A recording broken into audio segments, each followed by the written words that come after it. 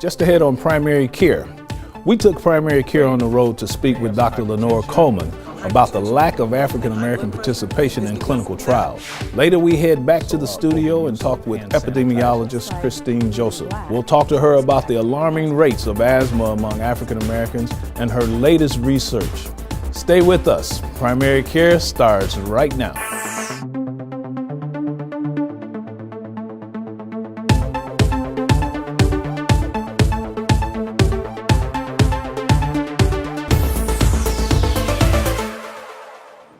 Hi, I'm Dr. Lonnie Joe of Primary Care, and I'm here with Dr. Lenore Coleman from Healing Our Village in Atlanta, Georgia. Dr. Coleman, welcome to the show. Hi, how are you? Thank you so much for letting me talk to you today. Absolutely, my pleasure. Listen, you're a pharmacist. You've been on this battlefield for a long time in terms of helping us as physicians understand disease states, in particularly diabetes, and also understand the approach that should be taken and the medications that should be used. How did you get started in this? Well, actually, back in 1996, my pastor died a sudden death in the pulpit. And it was actually on my birthday, September the 6th of 96. And so I decided to, at that point, dedicate the rest of my career to trying to focus on health disparities and focus on populations of color so that they would not die before their time. And basically, you've been helping us for years in terms of the treatment and the research aspect of diabetes. Tell us about clinical trials. And, you know, our population always wants to refer back to the Tuskegee study and some of the lesser known studies also that happened years ago and had a negative effect on the African American community. Tell us about clinical trials and the importance of clinical trials. Yeah, the reason that we, Healing Our Village, actually got involved in clinical trials, it's been about 10 years now, is because we noticed that in most of the pharmaceutical studies and some of the biotech studies, there's very few minority populations that are part of that trial.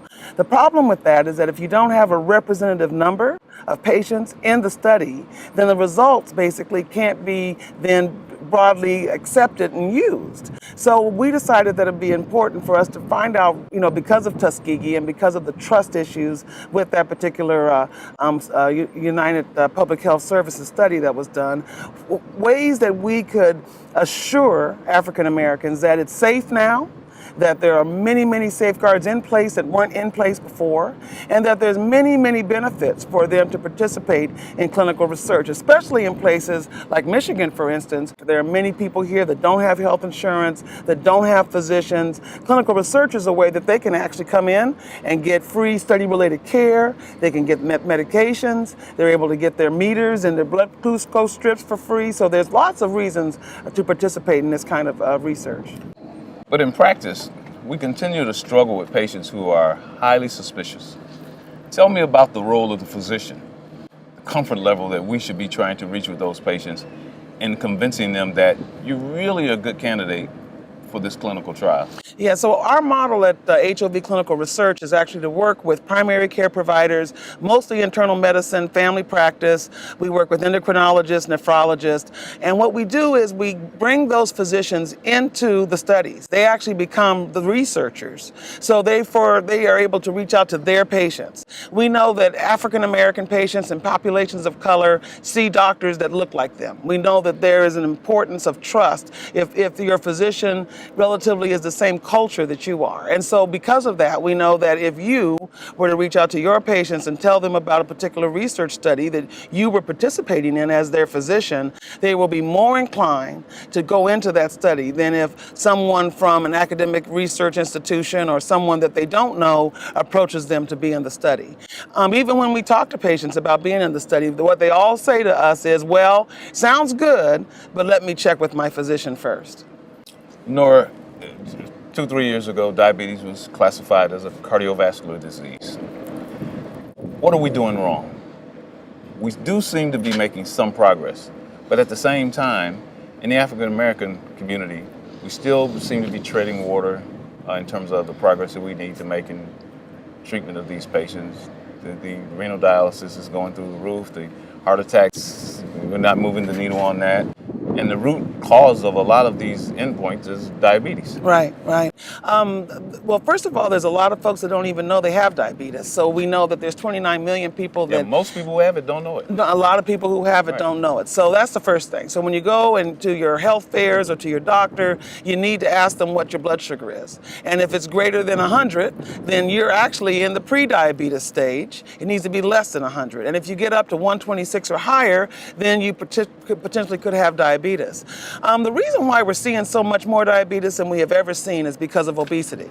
So obesity and diabetes go hand in hand. And we know that in the African American community, they are probably the most obese folks in the world. So one of the reasons that we see so much diabetes is that we have so much body mass that the little pancreas that puts out the insulin just can't keep up with the volume, the mass that it's struggling to try to keep.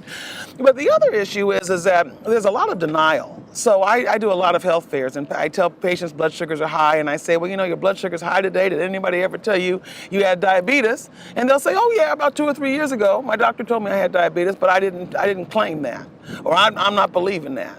All right, or yeah, but I've just been trying to just take care of it with food and exercise. And I say, well, so how many times a week do you exercise? They say, well, I don't. So there's so much denial going on in terms of diabetes. And then for those that have diabetes and accept the diagnosis, they don't want to take their medications. I'm a pharmacist by training, a certified diabetes educator. And what we find is that even though the doctor, prescribes the medication, spends the time to tell them how to use it, when they go home, they don't use it as you tell them to use it. Sometimes they don't even get the prescription filled at the pharmacy. Once you hand it to them, they go to the pharmacy. The pharmacy will say, well, it's a $20 copay, it's a $50 copay, and they don't have the money, even for the copay. So therefore, they don't get the prescription medication. So diabetes in an African American female may be a little overweight, may have some hypertension.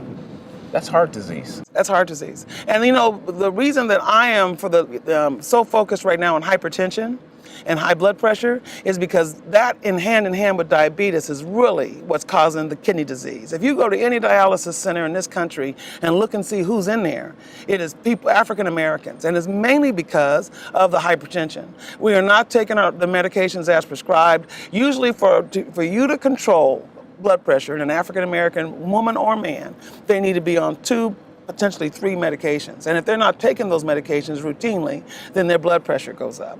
Again, lifestyle is real important for high blood pressure control. And even if you lose just 5% of your body weight, you can really make a huge difference in your blood pressure. And then the other thing for people of color, I think, minority populations, African Americans specifically, is the stress and strain that they have in their daily life. If you're trying to figure out how you're going to pay rent, if you don't have grocery stores in your area, if it's a high crime area, if you're not able to go to your local park because you don't feel it's safe, all of these what we call social determinants of health, all of those are what makes it so difficult for us to treat the chronic diseases like diabetes and high blood pressure. So the challenges are real. They're very large. One of the other challenges that we face is the use of generic medications. Now, unfortunately, all generics are not created equal. Right.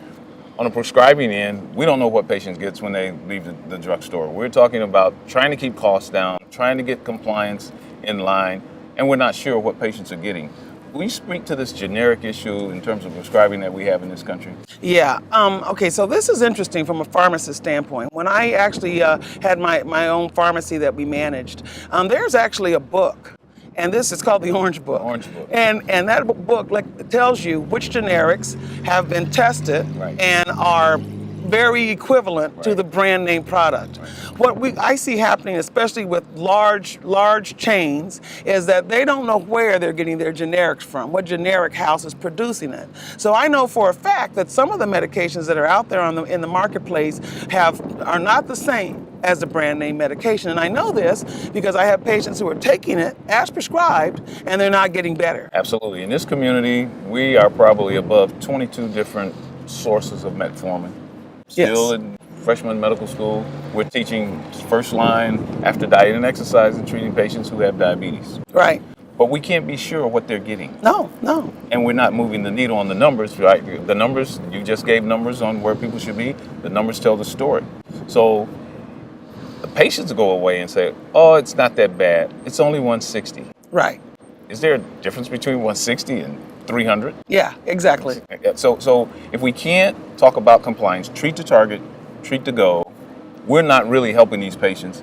Plus, we may be using a substandard product that we have no control over. Yeah. So for the physician audience that you have out there, if you see a patient and they're telling you, Doc, I'm taking it every day, don't just assume that they're just, telling you a tale, that they're not doing it. There may be actually a problem with the generic that they're receiving. Metformin is very interesting. I know for a fact that some of the generics out there cause a lot more diarrhea than others, and that's one of the ways that I can tell that generic's not such a good generic. Or because Mrs. Jones comes in and say, I see it in my stool every other day. Yeah, exactly. The tablet's not even dissolving. Right. So you got to make sure, and the way that you do that as a physician is work with your local pharmacy. I really like to support independent pharmacists as much as we can, because you can get a relationship with them. They try a little harder because they're trying to survive in this day and age of retail pharmacy. And so if you could get a relationship with some of your independents out here, it really would serve you well, because then you could tell them that you want them to buy this particular generic. You and the great Dr. James Gavin have partnered for the last several years, doing a marvelous job at Healing Our Village. How did this collaboration come about? Tell us a little bit about that. Well, when I was with Bayer Pharmaceuticals, I actually met Dr. Gavin, and he was one of the speakers for that pharmaceutical company. And I was brand new, and he sort of took me under his wing and helped me sort of understand the ropes of working in the pharmaceutical industry. And then when my pastor died, at that point in time, I went to him and said, listen, I'm about to start a business called Healing Our Village, and we're going to focus on medication management. We're going to focus on advocacy, outreach. We're going to try to really get African American, Latino populations in better control. Will you come over and be my chief medical officer and CEO? And of course, his heart has always been in disparities. And then when we did the clinical trials piece about 10 years ago, he is, as you know, on many of the boards of these various pharmaceutical companies. He also does a lot of lecturing for them. So that sort of helped us be able to knock down some of those barriers, because I think that we need to do a much better job at getting minorities enrolled in these clinical research trials. And Healing Our Village is one of the few companies out here that has a better mousetrap to be able to get those patients to participate. Well, you're certainly doing a wonderful job. We look forward to all kinds of collaborations in the future, and thank you for joining us on the show today. We've been talking with Dr. Lenore Coleman from Healing Our Village in Atlanta, Georgia. Thank you. Appreciate it. I'm Bea Smith, and I suffer from Alzheimer's disease. Brain disease affects millions. Unfortunately, minorities are underrepresented in research, so we may not be getting the best possible care.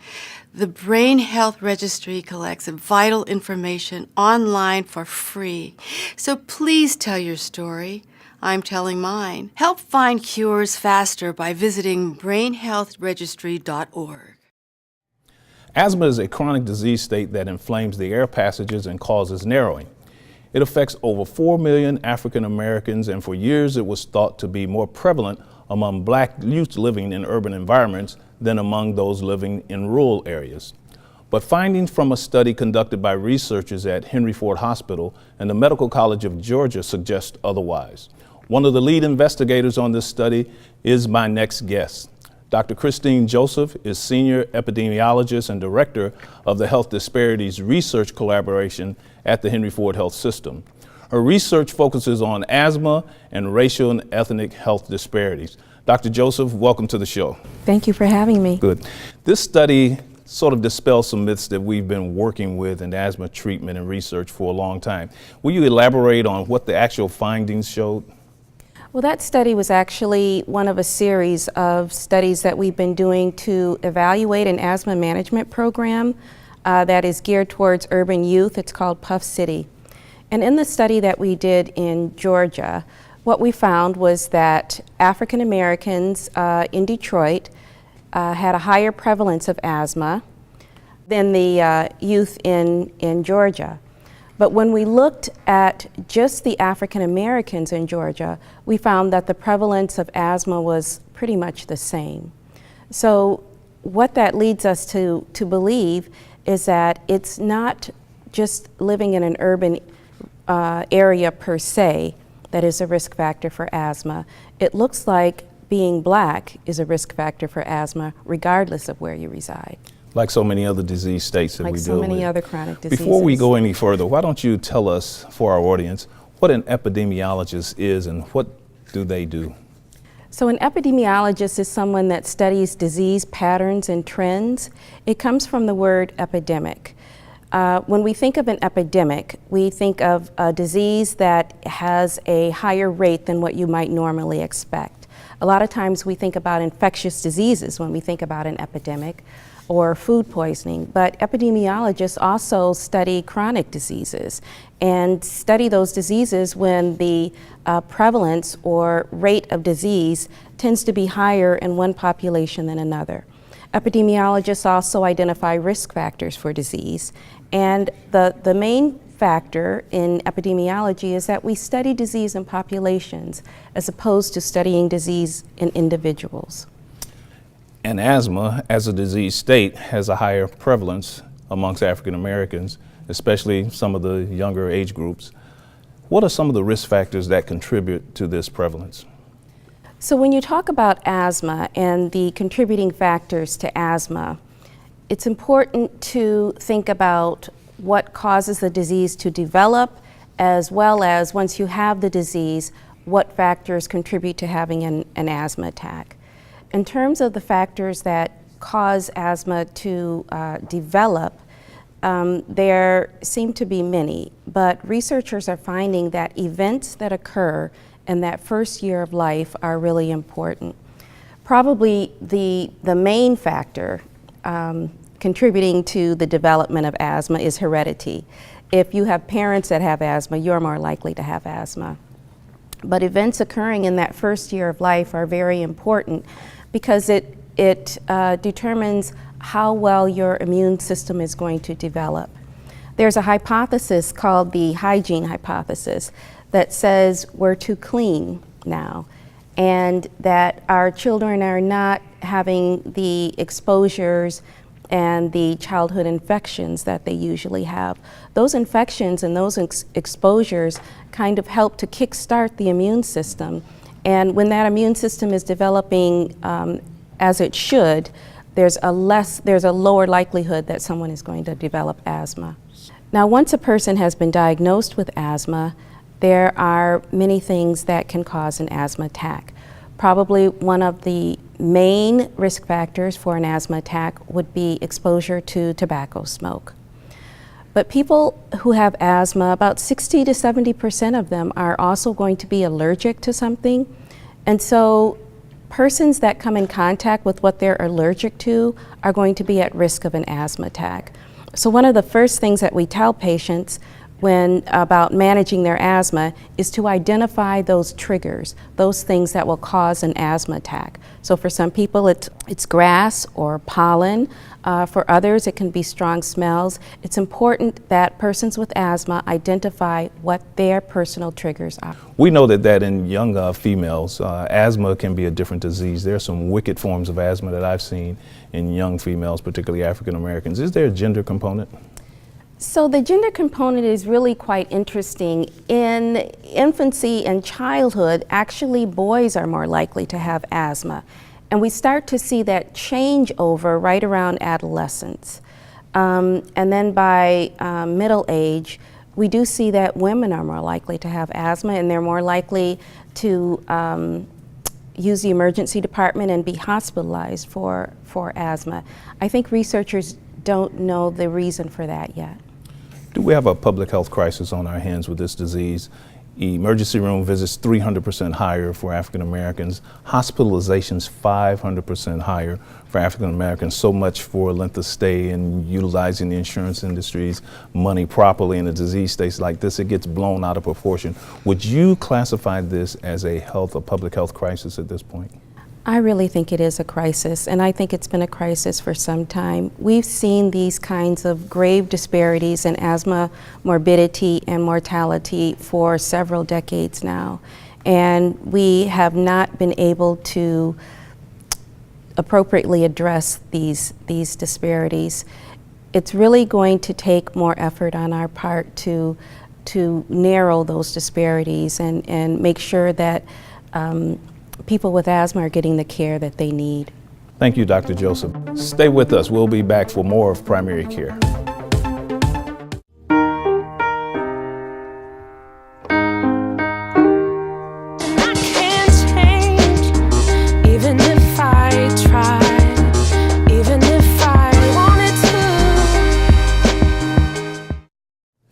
Welcome back to Primary Care. We're here with Dr. Christine Joseph, Senior Epidemiologist and Director of the Health Disparities Research Collaborative at the Henry Ford Health System. Dr. Joseph, what is the cost of asthma to our society? We see what we call frequent flyers in the emergency room with this disease all the time. Everybody knows each other by name because, you know, by the end of the month, they've been there 4, 5, 6 times. What is the overall cost, the cost burden for this disease state to our society? Well, the costs of asthma are really quite high. We spend $56 billion a year on asthma indirect healthcare costs. About $6 billion of that is indirect costs. And by indirect costs, I mean the cost to society, the cost of lost school days, the cost of lost work and productivity. So asthma is really costly for this country. Dr. Joseph, you're a researcher, you're a scientist. Tell us what's coming down the pike in terms of the disease state, and also comment on how we get more African Americans to participate in this whole world of research, and particularly clinical trials. Well, I think having African Americans participate in research is really important. African Americans are more likely to bear the burden of diseases that are the leading causes of death in the United States: heart disease, cancer, kidney disease. We are disproportionately represented in those diseases, and so it's important that we participate in clinical trials that are seeking to alleviate the adverse outcomes from those diseases. I think that it's a two-way street. I think that investigators need to show themselves to be trustworthy. They need to communicate with patients about the importance of research and be very clear about the research that they are trying to conduct and how patients can play a role in that. I think that researchers need to realize that this takes time and resources on the part of the participant, and try to help participants with the ability to participate in their research, reimburse them for their time, provide transportation if that's necessary. I think on the other hand, patients need to realize that the way that we make medical advances is not in a vacuum. We need patients' help in order to find answers to some of the problems that we're experiencing. So I'd like to see patients become a little more savvy about research. And I have seen this. Patients do know what a consent form is, and they do know that they should expect to be reimbursed for their time if they incur charges for being in a study. It's really important that both parties work together so that we can make advances and eliminate some of these health disparities. I like to look at this as a remake of the patient-physician relationship, just in a different arena called research. I think it's something that we've done before. We don't have to reinvent the wheel to do this. We need to be more diligent about building that relationship.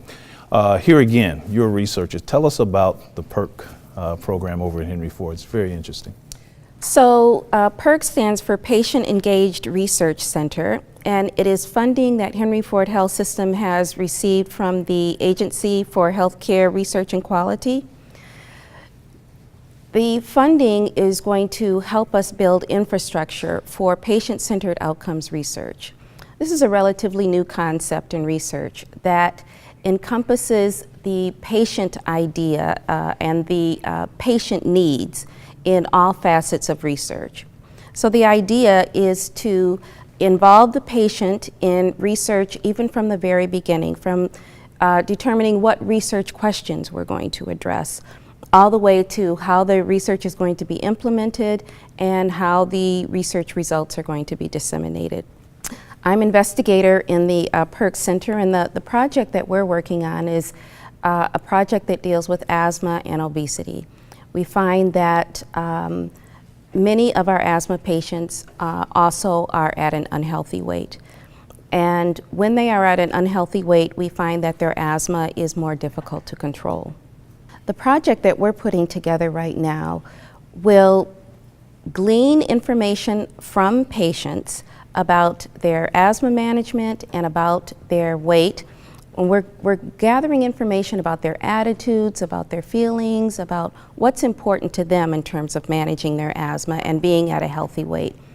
We collect that information and we feed it into our electronic medical record in real time so that the physician during the clinical encounter has this information from the patient and can use it as a discussion guide. We hope that this is going to facilitate communication between the physician and the patient and motivate the patient to make healthy changes and develop a more healthy lifestyle.